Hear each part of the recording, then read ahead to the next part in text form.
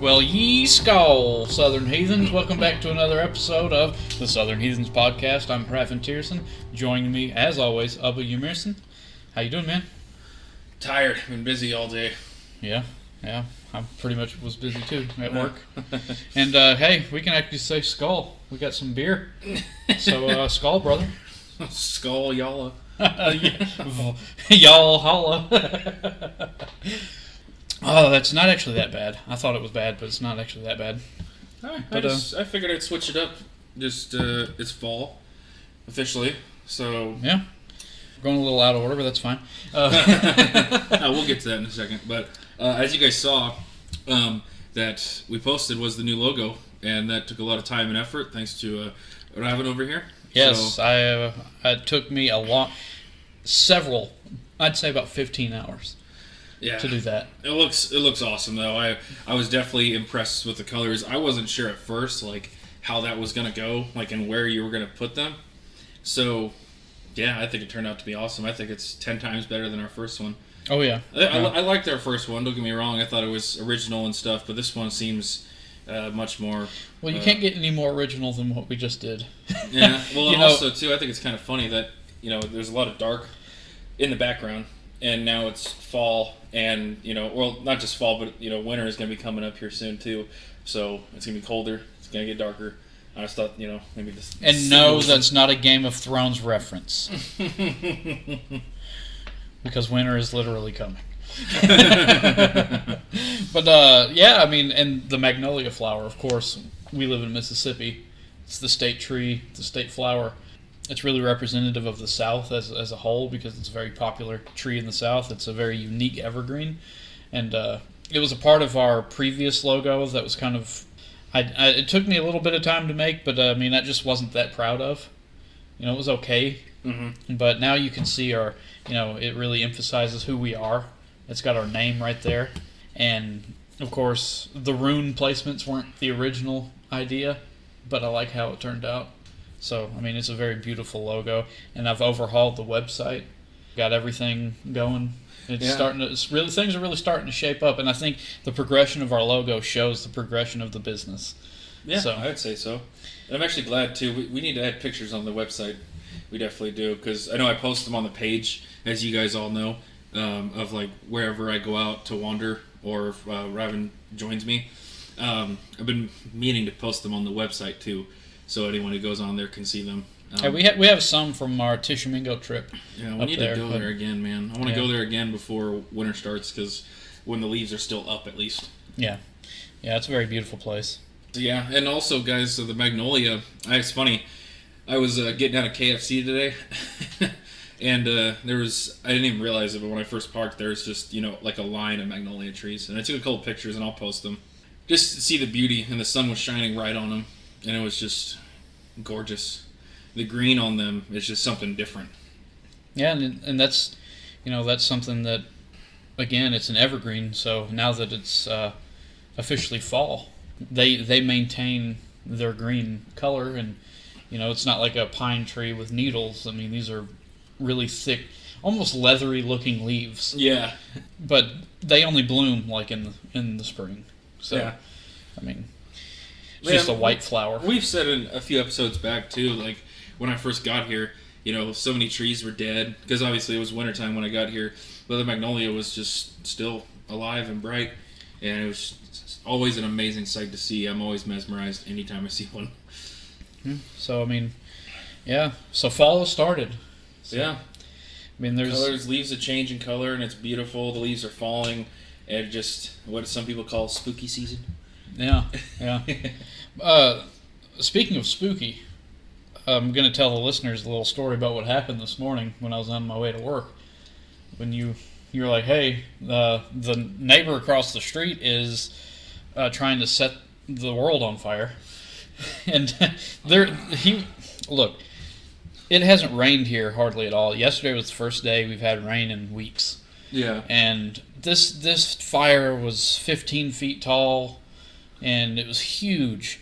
And the fire department would not come out and do anything about it. because they said the guy said it was a controlled burn, and no one was around to watch this fire. This is around 2:30, 3 in the morning, by the way, guys. So yeah, and it'd be different if people were out there, even if they were just partying. Okay, because at least you know there's at least people to tend the fire in case something goes wrong. But this fire was fucking massive. And it wasn't just like one big pile. There was like 5 or 6 huge-ass piles that probably went on for 10... Maybe it's probably spread out between 10 to 15 yards. Like, it was just that fucking massive. No one was out there.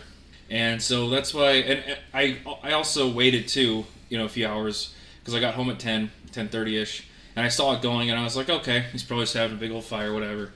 But when he woke up, and even a time before that, I think around 1:30 or 2, I was still up, and I went outside, and I could see the orange like lighting up part of that part of the sky right there, and I was like, "Are you shitting me?" Yeah, it was a very, very big fire, and it was just uncalled for. He could have burned down the entire neighborhood. Yeah, and I come from a place on the West Coast where there's literally fire seasons there. And the fire's going on right now. It's not something to play with. I'm all for having a good bonfire. Right. Obviously, we have them. But, there's precautions and responsibilities you have to take when you're doing something like that. Just don't be an idiot. On to the next thing. What did we do today? I worked. You worked? Yeah, I worked today. Fair enough. That's all I did. I worked and I came home and I'm working again.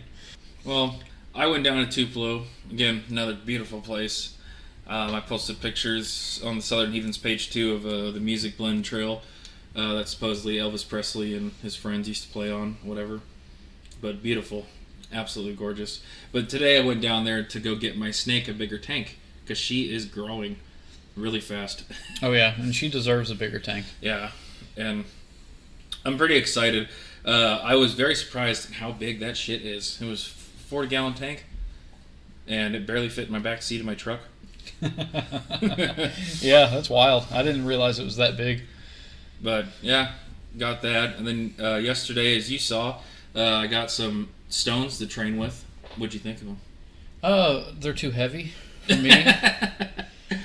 If you guys probably, I've told you guys in the past that I compete in strength lifting competitions and stuff. And one thing that's been missing for a while was the stones, because when I was living in Washington, I had a whole my mom's whole backyard was filled with Atlas stones and natural ones that I'd picked up from lakes and rivers and stuff. Anytime I was either too lazy to go to the gym, or if it was just part of the program, it was nice because it was just right there in the yard. You just go, you lift, and yeah, they're so fun to do. You can walk with them, run with them, throw them. That reminds me of that funny story when I was attempting to work out and you had me that regimen going and my legs were a little jello. Remember when I tried to take off running in the driveway and I face worried, yeah, because he ate shit.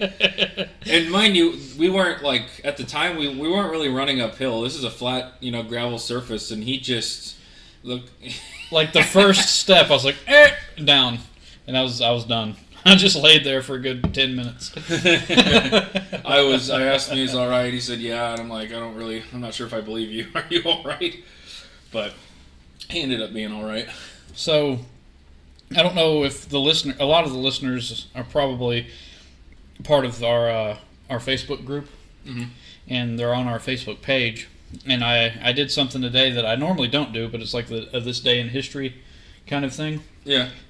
So I posted it's the 25th of September, and in 1066 the Battle of Stamford Bridge took place between King Harold II of England, and it was against the invading Viking army. You pronounce that name, King Harold Hardrada? Hardrada. Yeah. Yes. I don't want to butcher all that stuff. But of Norway. But it would be remembered as the last time the Vikings attempted to conquer England. The King Harold of Norway was slain, which I guess has become known as the end of the Viking Age in 1066. Yeah. To this day, today. Pretty sure the Normans were involved. I don't have my phone on me, guys, to look this up. So, but we can, if you guys want, we can definitely provide some sources on the page, something like that, so you guys can read it. But yeah, today it did, and he is right, in 1066, on this day, that did mark the end of the Viking Age. So what does that mean? You're not a Viking. Oh, man. Luckily, we haven't had any of those recently. Not recently. I think we filtered them pretty well. We're in another group where there's just so many people who think they are, and I don't even know why we're still in there. I think it's just for popcorn entertainment. At this point, it is. What I find interesting though is you have people that get in there, and when they're like, I'm here to learn, and then when you correct them, they think you're being an entitled gatekeeper. Like, I thought you were here to learn. Yeah. But what you're actually here is to have your ego validated. No, there was actually someone who asked, and I got the premise of his question, and he just worded it wrong, but he asked if there was any churches dedicated to the old gods, and I corrected him politely, and I said, hey, I don't mean any disrespect, but we do not have churches. We had temples back in the day, and there's actually a few temples being constructed right now here in the U.S., but we do not have churches, and he just wouldn't listen. Kept saying, oh, but church is for fellowship and like this, that, and the third, blah, blah, fucking blah. Excuse me. That was a burp. IPA's got me burping. But, no, and I just told him, I was like, you can look up many books that, and historical sites. I mean, some of them are still up, like in Greece and Rome. They're not obviously, like, up anymore. They're not being in use. You can't really go inside, I don't think. But there are temples dedicated to the old gods. One's of Zeus. The other they have in Italy, it's of Jupiter. And in Turkey, they have one dedicated to Hecate. So, yeah, there were temples. And also, if you guys ever read Germania, or Germania, some people pronounce it, by Tacitus, he also references that the Germanic tribes, where they went, saw that they did a lot of their worship and their rituals out in the groves. Whatnot, the sacrifices that they did too, and they put them when he references them doing a sacrifice to a certain god. Tacitus says in a way like he puts a Roman god name on a Germanic god's name, probably just because of the time, and that's just how they probably had to relate that. Right. But yeah, I provided that to the guy, and he didn't really reply afterwards because he said all he said was like, oh, I wish you were as cool as the other guy, because the other guy, I think, was actually kind of being a dick. And then I just said, I'm not trying to be cool, just you asked a question and I answered. That's it. So, there's nothing wrong with that, and that's why, yeah, that group's just a fucking joke. It's just kind of funny to watch, yeah. I guess. Like we said before, guys, people are new. Like, I'm still, I guess, like, I'm not a 10-year, not veteran, but, like, I'm not a 10-year scholar. But I do read, I do purchase books, I ask questions to people who know way more than I do, and it does help. Just going about it in a more curious, instead of a judgmental way or an egotistical way, is a way better approach. Because curiosity killed the cat. Yeah, I mean, there's nothing elitist about correcting someone when they're incorrect. And if you have such a fragile ego where being corrected upsets you that much, you're in the wrong place. I mean, this is the religion of homework, and they say that over and over and over. You've got to know your stuff. You've got to read. You've got to study. And there's no way around it. If you're going to ask questions, be prepared to get the right answer. And if you don't like the right answer, then go find somewhere else. Yeah, and I would even reference this, and not like the Havamal is our Bible, because it's not. It's advice. Just read the Havamal in the words of Odin. Like, literally, he talks about being open to knowledge and wisdom, and not being foolish, and not basically not being egotistical and assuming and everything. Now, obviously, he didn't say those exact words, but you can get the premise of what I'm saying in the verses in the Havamal, or stanzas. Right. As someone tried to use the stanza where Odin was talking about how the wise man listens more than he speaks, and trying to use that as a reason for us not correcting people. That's not the point of being wise. I mean, when you're amongst strangers, it is wise to listen more than you speak. Yes. When someone asks a question, it is unwise to just stare at them and laugh. Yeah.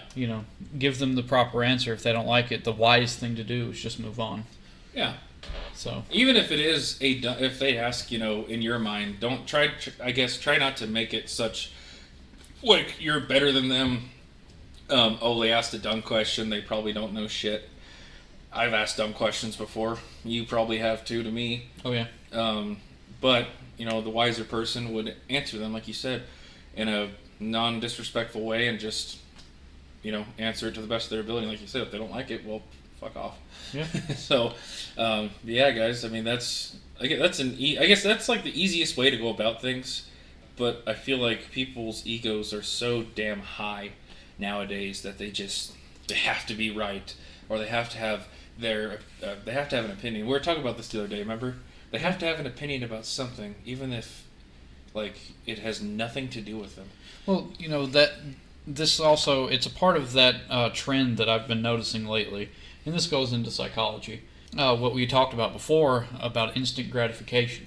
When you tell a toddler that they're wrong, how do they act? So these are immature people, So I mean, it's part of that instant gratification culture that we have right now, where it's got to be now. It's got to be now. I've got to have it now.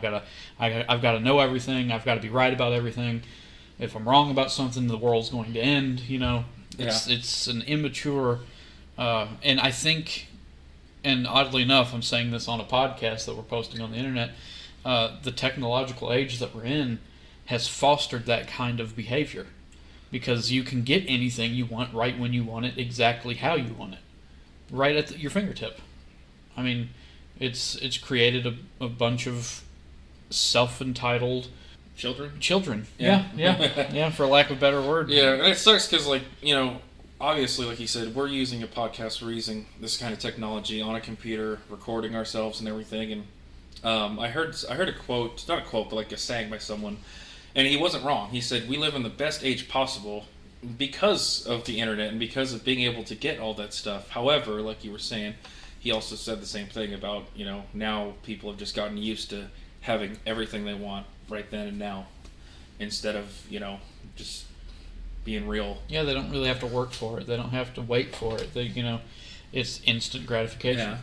I would say it would atrophy that part of your brain that matures when you have to actually work for something or wait for something that you've done.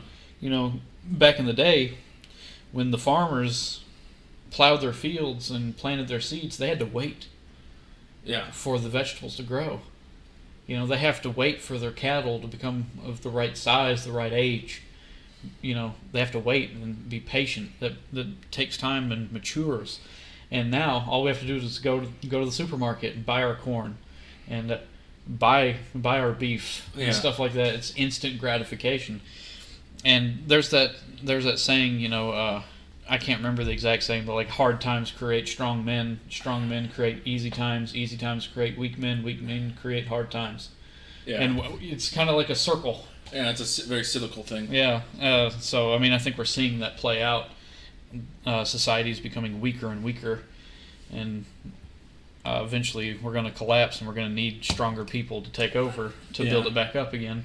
Yeah, and I think what I was just thinking about just now is one thing that we always say, and we mean it, is go the hell outside. And I'll just give you, an easy example, which I've been meaning to do this hike, by the way, on Mount St. Helens. But it's like a 4 to 6 hour hike up a fucking volcano, And there is nothing instantly gratifying about it because you have to walk your ass up there. Right. You do. You want to get the best pictures, you want to get the best views or whatever. Or for us, we want to have that spiritual connection.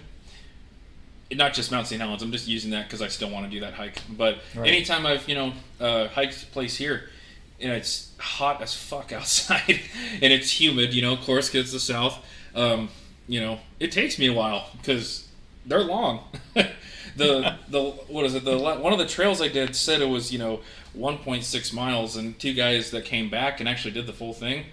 They came back and did the full thing. They said that was way more than 1.6 miles. That was more like 2 or something like that. But the point is, you're gonna have to walk. Yeah. You can't take your vehicle on the trails. It specifically says that, and it's blocked off too. So you have to walk, and you have to earn all the things you see, basically, because you have to go out and do it. Yeah. And I think that's something that people don't go outside enough because they want something, like you were saying, instantly gratifying. But going outside, I think, definitely helps with the patience and, you know. Yeah, and we're seeing this a lot in grade schools as well. The everybody's a winner kind of aspect. Of course you don't want to tell a kid that they're terrible. Like, hey, you did a great job. You didn't quite come up to the speed. So the other team won. I think it's detrimental to the maturing mind for a young kid to just assume they're going to get a trophy no matter what. Mm-hmm. I'm always going to be a winner. No, you're not. I mean, that's unrealistic. You're going out into the world. We're seeing this with people today. They're going out into the world thinking the world owes them something, thinking that they have to be handed something, and if they're told no, the gods forbid that they will set fire to you and your life. If you tell them no, it's just. I mean, we're literally almost. I mean, you've seen it. And we're all guilty of this in some way, whether we were younger, or not. Even when I first started my first powerlifting competition, I trained for it and everything. And my coach, she kind of laid down the law with me about training because I was still in kind of like a more ego phase where I wanted to max out, every time I trained. But she said, nope, we're going to drop this weight, not by much, but we're going to drop it and we're going to work on some technical stuff.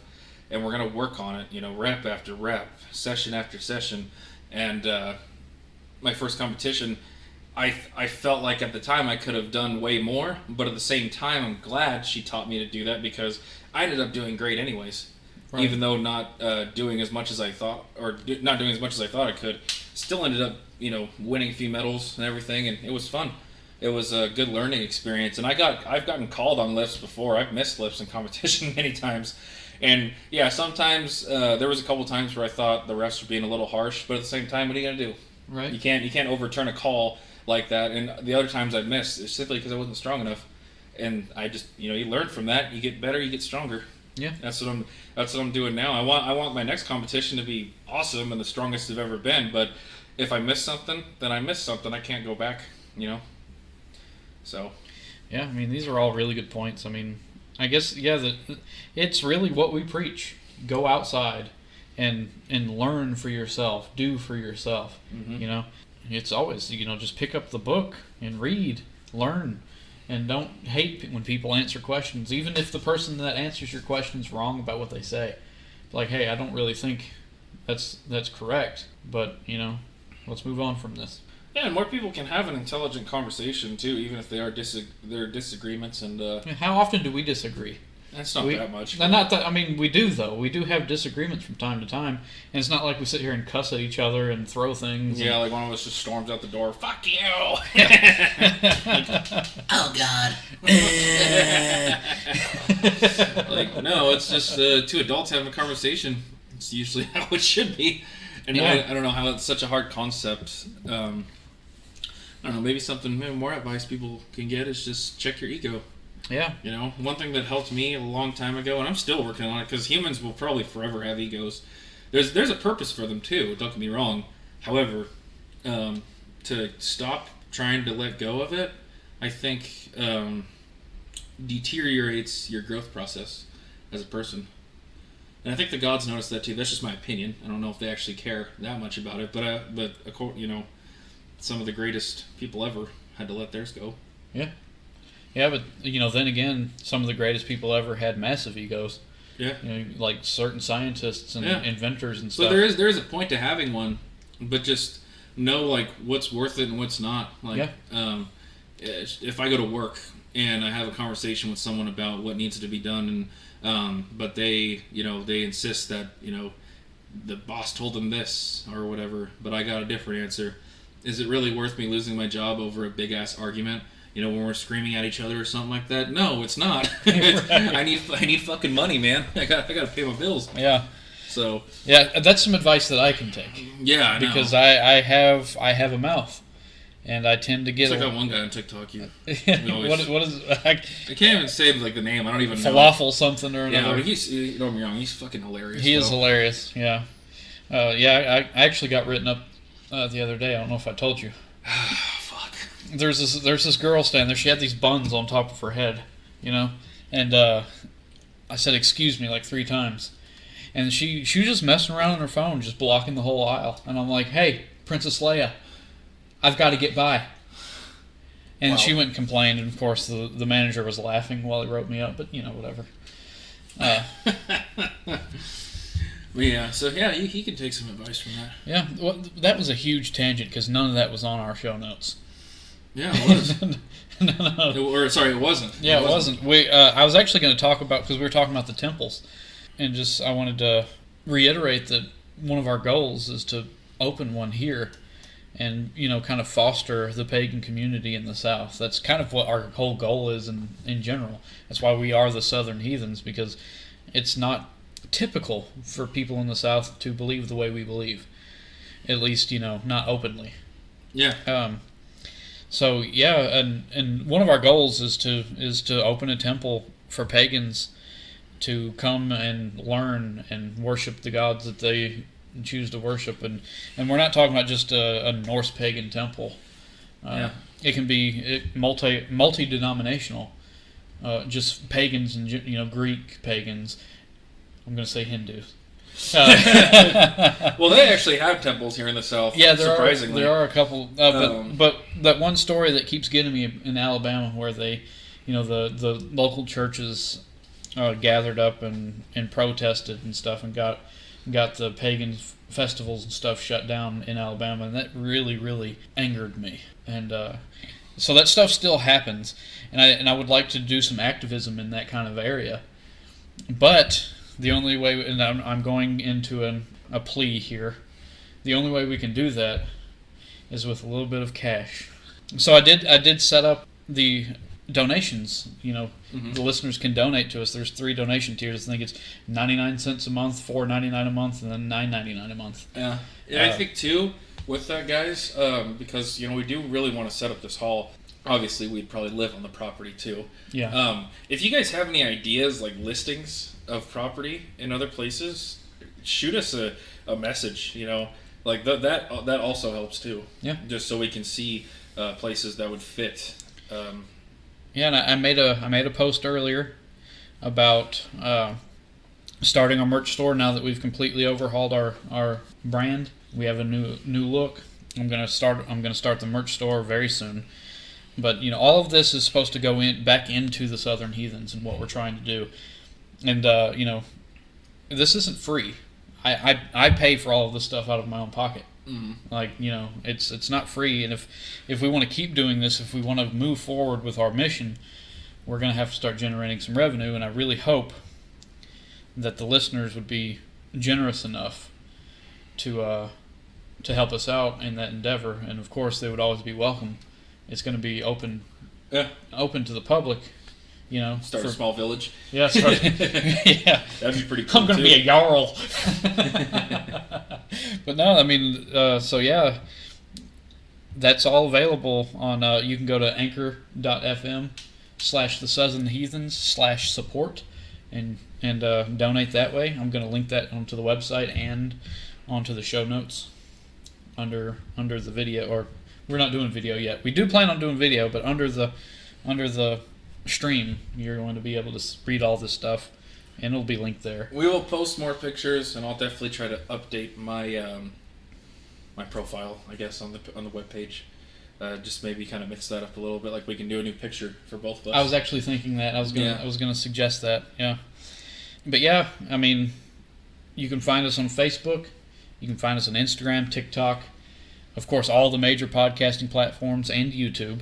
If you really feel generous, again, anchor.fm/the Southern Heathens/support.